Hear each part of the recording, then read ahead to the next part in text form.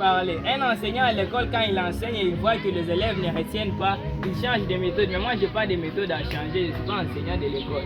Mais quand même, je pose la question. Qui peut définir aussi le Saint-Esprit? J'en ai dit récemment, j'en ai dit précédemment. Qui peut définir le Saint-Esprit? Oui? Vous savez. Je vais dire c'est quelqu'un. C'est une personne. Merci. Une autre personne. Waouh, ça c'est une bonne chose. Acclamons pour nous-mêmes. Le Saint-Esprit comme Dieu créateur. Le Saint-Esprit comme une personne divine. Nous en avons compris. Aïe, aïe, aïe. Quel merveilleux texte. Mais ici, écoute maintenant, j'entre maintenant en matière. Écoute. Ici, il s'agit de marcher selon l'Esprit. Hein? Il s'agit de quoi? Marcher selon l'Esprit. Paul dit ceci, Romains 8, que l'Esprit et la chair sont opposés entre eux. Entre eux-mêmes, marcher selon l'Esprit et marcher selon la chair sont opposés. Voilà pourquoi lorsqu'on parle de marcher selon l'Esprit, on voit aussi marcher selon la chair. Là pourquoi il y a certaines personnes qui se conduisent par le Saint-Esprit et il y a aussi certaines personnes qui se conduisent par la chair. Pourquoi? Parce que l'Esprit et la chair sont opposés. Celui qui ne marche pas selon l'Esprit, ça veut dire qu'il marche selon la chair. Écoute ce que Dieu dit maintenant. Dès la Genèse, depuis la Genèse signifie le commencement. Ça veut dire depuis le commencement. Dieu n'a pas voulu que l'homme puisse se conduire. Amen. Amen. Dieu n'a pas voulu que l'homme puisse marcher selon lui.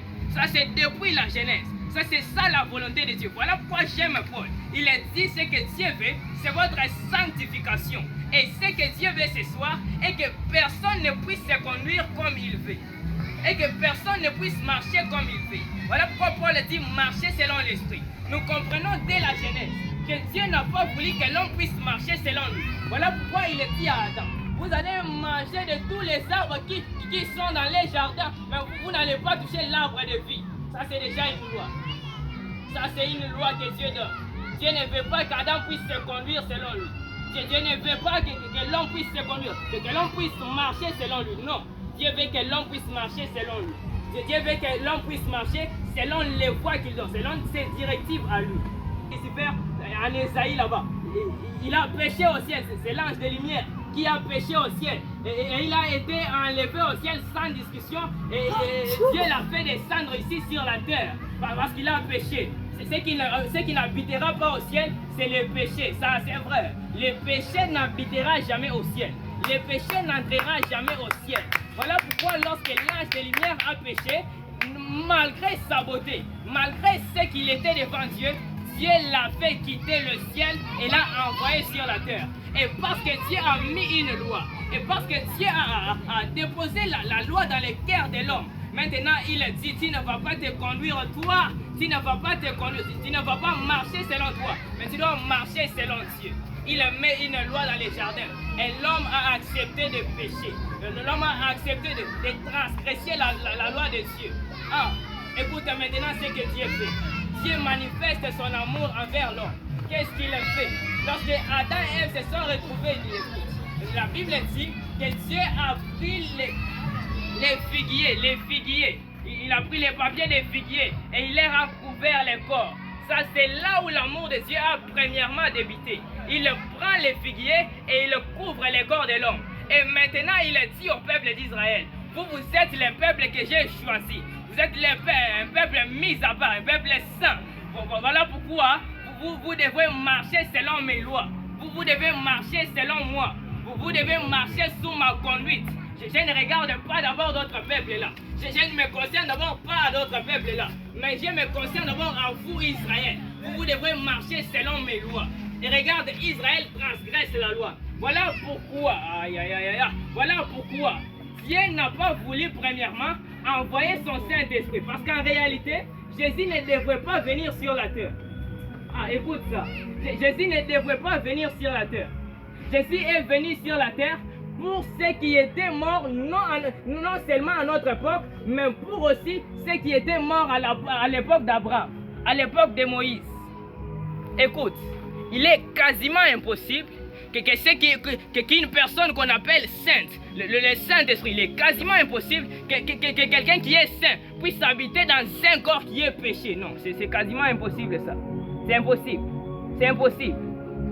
C'est lui qu'on appelle saint puisse habiter dans les corps d'un homme. Non, c'est impossible. Écoute ce que Dieu fait. Ça c'est la volonté de Dieu.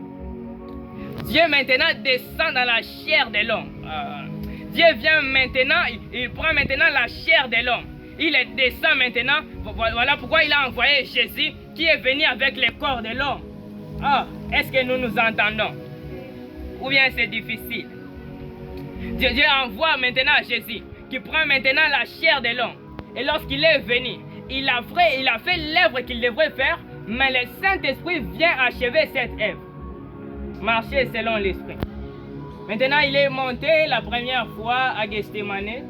La deuxième fois, il est monté à Golgotha. La troisième fois, il est monté au ciel. Et maintenant, lorsqu'il est arrivé au ciel, écoutez ce qui s'est passé. Ce sont des choses tellement profondes. Lorsqu'il est arrivé au ciel, écoutez ce qui s'est passé. Les trois... est-ce que nous nous entendons?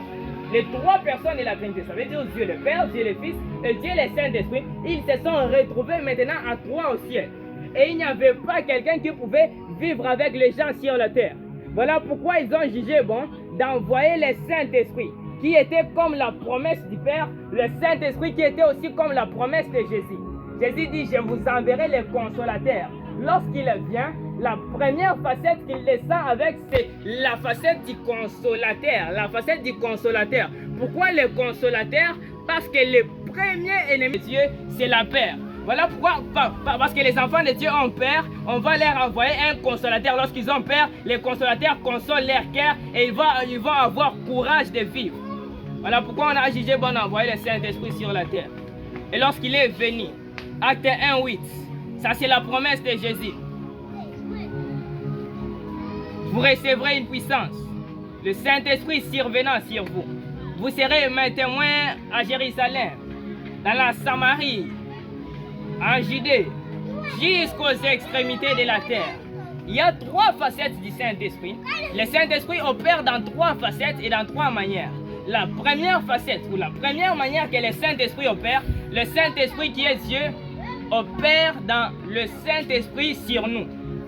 2. Le Saint-Esprit en nous. 3.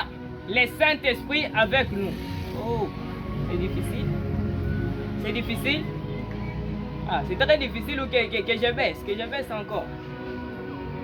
Wow. Le Saint-Esprit vient en nous, sur nous et avec